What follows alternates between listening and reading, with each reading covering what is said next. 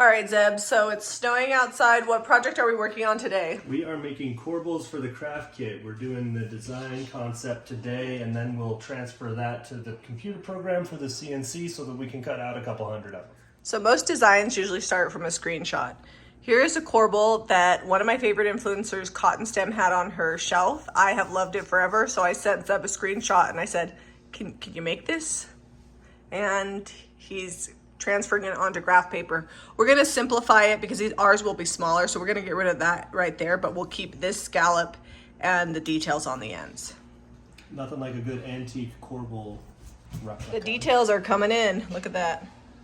So once Zeb gets it all drawn out, he takes a picture of it with his phone and he imports it to the computer. So here it is on the computer, and then he's able to connect the dots, so to speak. Yes, that's what I'm doing, connect the dots. So this is where Zeb stares at it and makes sure all the cuts are gonna be perfect and figures out how to fit the most amount of corbel pieces to one sheet of MDF. It's precision work that I could never do. I can hit simulate, it's showing the wood box stock right now, and then it just goes around, and what I'm doing is I'm making sure that the cuts are on the inside or the outside of the line where I want them to be, because if it's on the inside, it'll make that corbel a 1/4 of an inch smaller than the rest of the pieces, or on the outside, or vice versa. It is like a wicked cold day to be gathering supplies. You can't even see the mountains, but I promise you there's a giant mountain right there. So we had to buy a tarp because there's snow in the truck, so Zeb is assembling our tarp situation because you don't want MDF to swell. So it's getting loaded in there.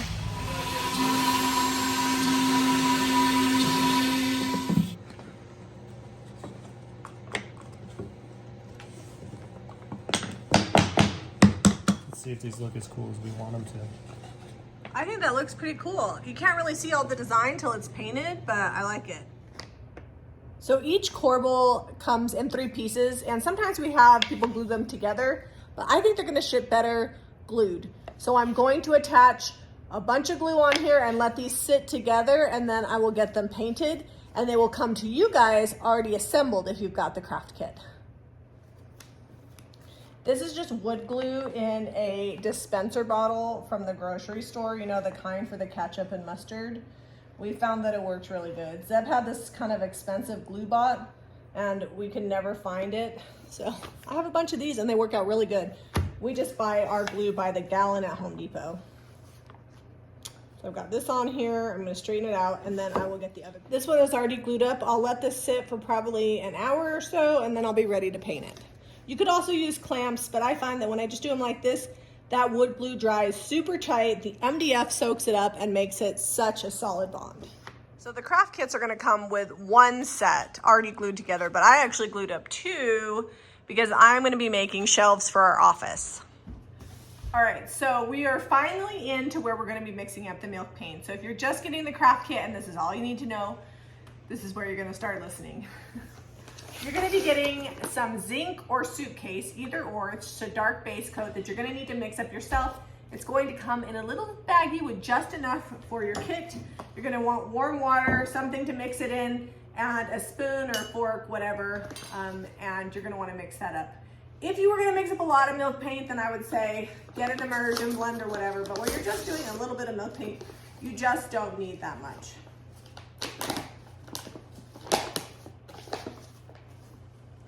Now, if you're watching this and you're thinking, I don't need the craft kit, but I'd like to do something similar, we do sell the milk paint on our website as well.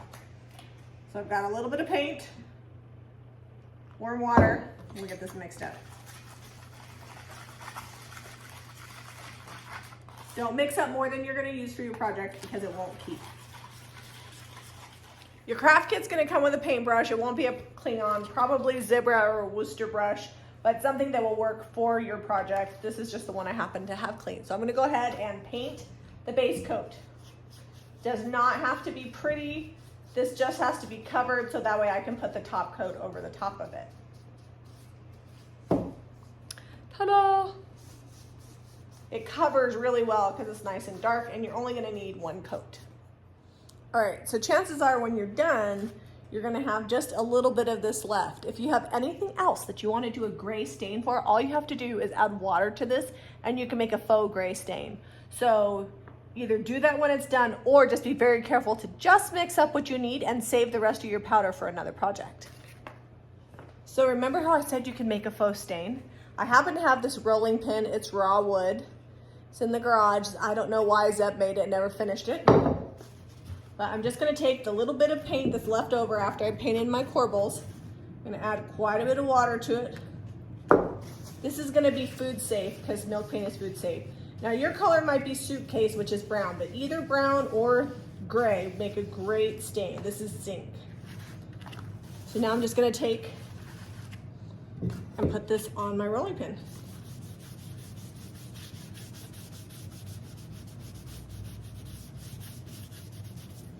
How pretty that is. We'll let that dry and then I'll seal it with our tung oil and it'll be food safe. So if you have some paint left over, find some wood and make something stained. So these will take about 20 or 30 minutes to dry. Zeb's got the kids playing in the snow right now. So when he comes back, we'll get these finished. Oh, gosh. Did I do a good job? Yeah, they look great. I forgot, I told them that you were gonna help me finish these, but I forgot you have to milk the cow. Yeah, I'm headed back out. All right, well, I guess once you're done petting Cody, you can milk the cow and I will finish these up. He's freezing. He's been outside. All right, so the next paint you're gonna be getting is Sweet Pickens Birdie. Again, you're not gonna get this giant bag, you get a little baggie of it and you're gonna mix it up with warm water and you'll be ready for the second coat.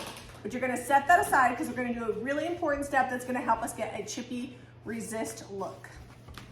So you're gonna get a little sample like this or a couple of little samples like this with some clear wax in them. And what you're gonna do is you're gonna take your finger, if you're feeling like you wanna use that, or a lint-free rag, and just kind of put it like along the edges, anywhere you don't want the paint to stick completely. And this is gonna give you a resist. If you've ever heard me say, do not paint over wax, this is why, because wherever we put the wax, the paint won't stick. So I'm just gonna do it kind of randomly all over and then we'll be ready for paint. All right, so the next step is gonna be painting. We've got our milk paint that we mixed up just like the base color. You're gonna get Sweet Pickens Birdie or Moody Blue, either or. They're both a really pretty blue-green color and I'm just going to get this painted on here. One coat should be good. You can do 2 coats if you need to. You will see where the wax was that it'll kind of separate and that's okay. The next step involves a heat gun, but you can also use a blow dryer. I'm just gonna heat gun this to dry it. Careful, do not do your fingers. As you heat gun it, places where you put the wax are going to start chipping. This is how we're gonna make these look old. So use a heat gun or a blow dryer. If you do not like the chippy look and you just want a wet distress, that's fine. But if you want chippy, you're gonna need to get out a blow dryer or heat gun. After they're dry, they're gonna look kind of like this. Some of the areas where there was wax, they'll be a little bit greasy.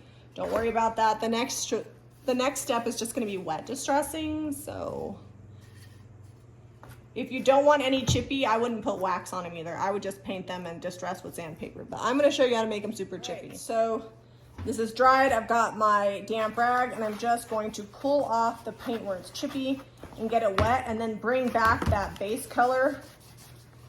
Like, this is why you always want to do dark and light, because you're gonna get it chippy. It'll also crackle a little bit and I'm gonna work on one at a time because I don't want it to dry all the way. I'm gonna get the heat gun and make it chip.